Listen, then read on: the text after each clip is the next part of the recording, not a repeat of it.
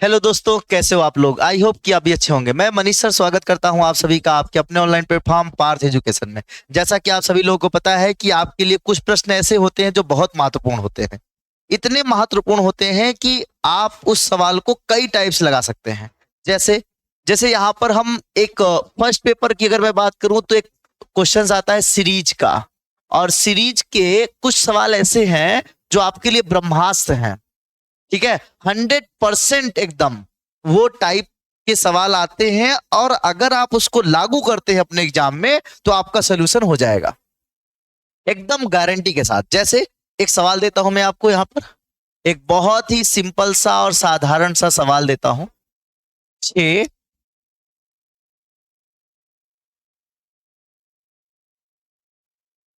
24 60 120 210 प्रश्नवाचक चिन्ह आपसे पूछ रहा है कि दिए गए प्रश्नवाचक चिन्ह पे कौन सी संख्या भरी जाएगी। ठीक है, आपको बताना है दिए गए प्रश्नवाचक चिन्ह पे कौन सी संख्या भरी जाएगी। ठीक है, चलिए जल्दी से बताइए इसका आंसर। और अब आप सुनिए, इसको लगाने के लिए एक मैं एकदम सिंपल सा तरीका बताता हूं जो है ब्रह्मास्त्र हमारा। ठीक है, क्या है? ब्रह्मास्त्र। इतना आसान सा तरीका जो आप नेट फर्स्ट पेपर की मैं बात करूं या एलटी की मैं बात करूं, जीआईसी केबीएस एमआरएस की बात करूं, जहां भी सीरीज के सवाल आ जाएंगे आप ऐसे उस इस तरीके को अपनाओ, आसानी से हो जाएगा। वो तरीका क्या है? जैसे इसका मैं पहला टाइप बता रहा हूं, मैं इसको 3 तरीके से हल करके दिखाऊंगा आपको।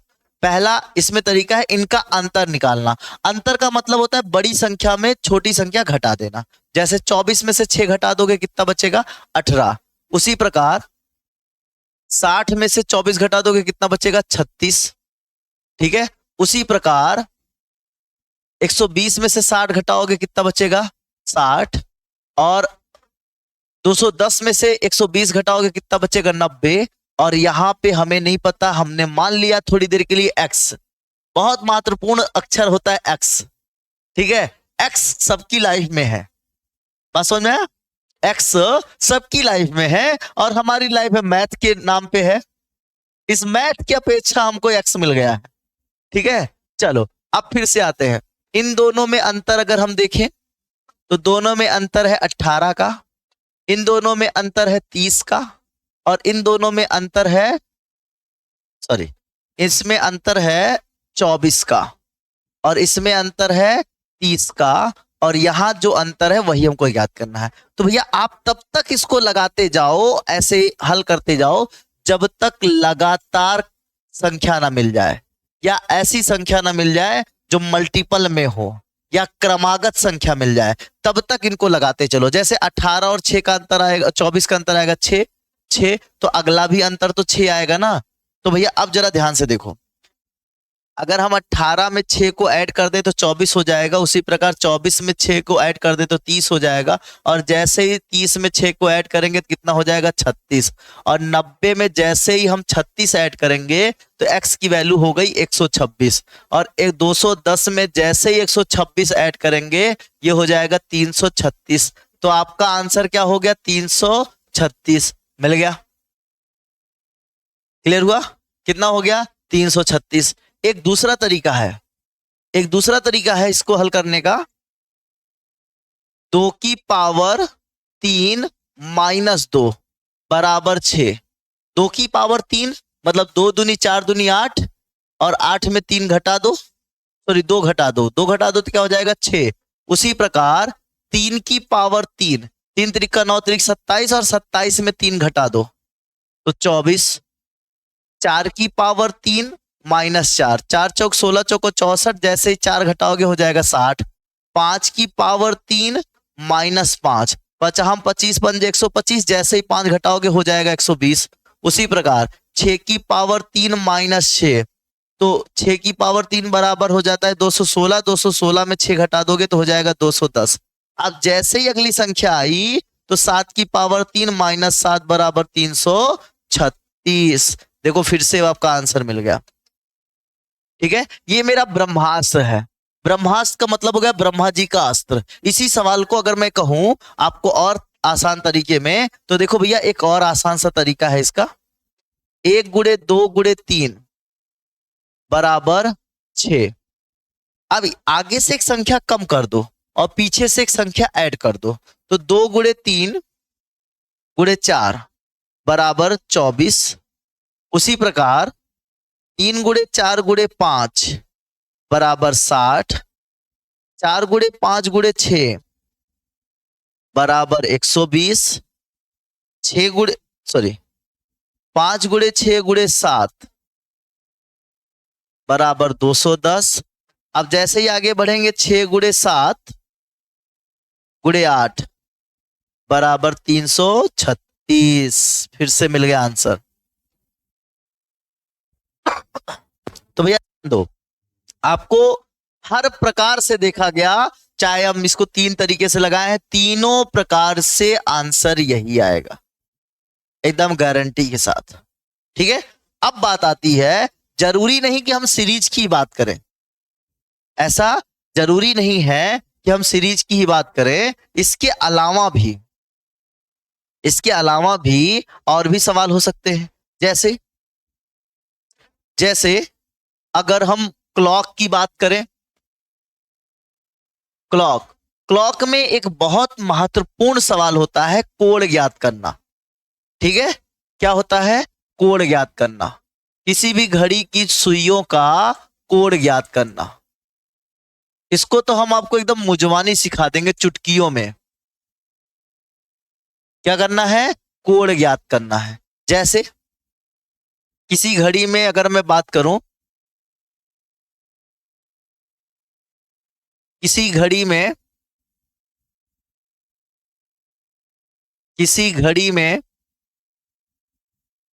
2:40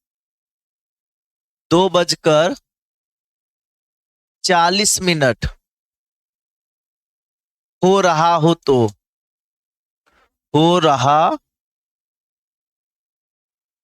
हो तो सुइया कितने अंश का कोण बनाएगी? सुइया कितने अंश का कोण बनाएगी?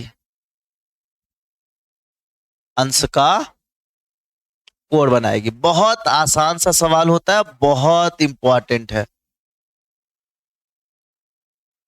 ठीक है, इसको ऐसे आप मुजवानी लगा सकते हो। क्या कैसे लगा सकते हो?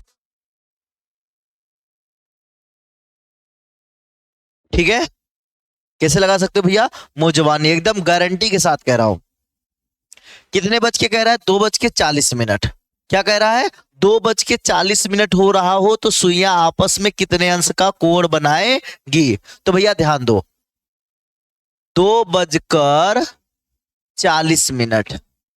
ठीक है, अब 2:40 की कहानी क्या है, ध्यान समझिए। ऐसे लिख लीजिए 2:40। ठीक है, इसमें 11/2 से गुणा कर दो बच्चा, और इसमें 3 से गुणा कर दो, तो 20×3 = 60, 11×2 = 22, 220, दोनों का अंतर 160, दोनों का अंतर 160। तो सुइयां आपस में कितने अंश का कोण बनाएंगी? 160 अंश का। मिल गया आंसर। बस इतना ही करना है आपको, एक लाइन में आंसर आ रहा है आपका। ठीक है, एकदम आसान सा सवाल है भैया, और एक लाइन में इसका आंसर हो जाएगा। ठीक है, एक सवाल और देता हूं तुरंत इसी का, लिखिए, बड़े प्यार से लिखिएगा एकदम।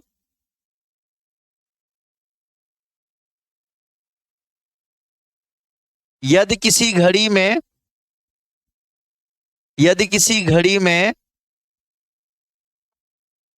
4:40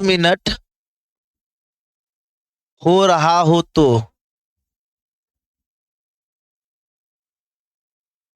सुइया कितने अंश का कोण बनाएगी? कितने अंश का कोण बनाएंगे?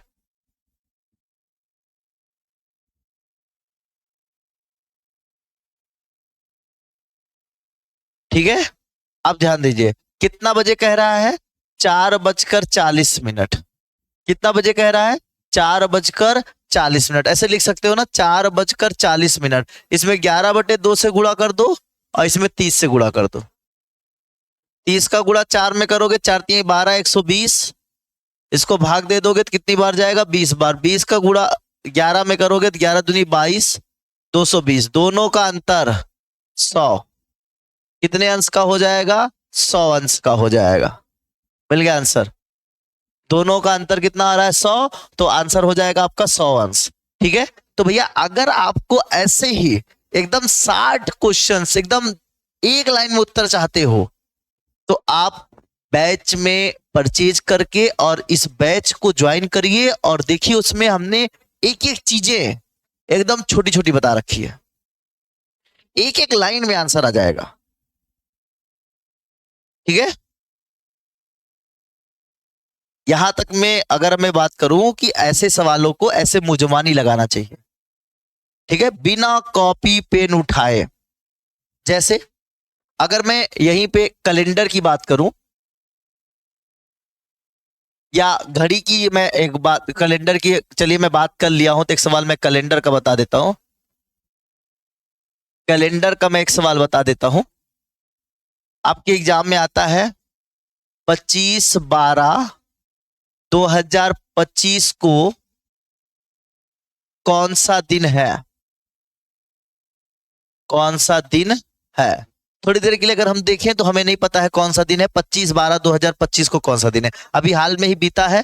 ठीक है, आज 27 तारीख है लेकिन हम 25 तारीख का पूछ रहे हैं, कोई बात नहीं, नो डाउट हम बताते हैं आपको किसको हल कैसे करना है। बहुत सिंपल सा सवाल है, 12 नहीं है 11 है, तो कोई बात नहीं, चलिए चेक कर लेते हैं। या हम लोग इसको लिख सकते हैं 25 जनवरी 2025 को कौन सा दिन है। ठीक है, चलिए ऐसा लिख देते हैं। तो भैया आपको करना क्या है कि जो 2025 है ये पूरी तरीके से नहीं बीता है, इसको लिखना है 2024 तक। क्या लिखना है, 2024। और 2024 जो आप पढ़ रहे हो वही लिखो, 2024। 2000 का शताब्दी कोड जो होता है वो होता है 0। 24 साल में कुछ लीप वर्ष होंगे, 24 साल में कुछ लीप वर्ष होंगे। और जिसको भाग दे दो, किससे भाग दे दो, 4 से। 4 छक्का 24, 6 बार में कट गया, तो 24 में 6 घटा दो, कितना हो गया, 18। जैसे हम लोग बचपन में पढ़ते थे एक्सपेंड फॉर्म में, ठीक है, विस्तार पूर्वक लिखिए, तो वैसे ही हम लोग यहां भी पढ़ रहे हैं विस्तार पूर्वक। ठीक है, अब सुनो भैया, एक लीप वर्ष में 2 दिन होता है इसलिए इसमें 2 से गुणा कर देंगे, 6 दूनी 12। एक साधारण वर्ष में 1 दिन होता है इसलिए 1 से गुणा कर देंगे, 18 का नंबर 18।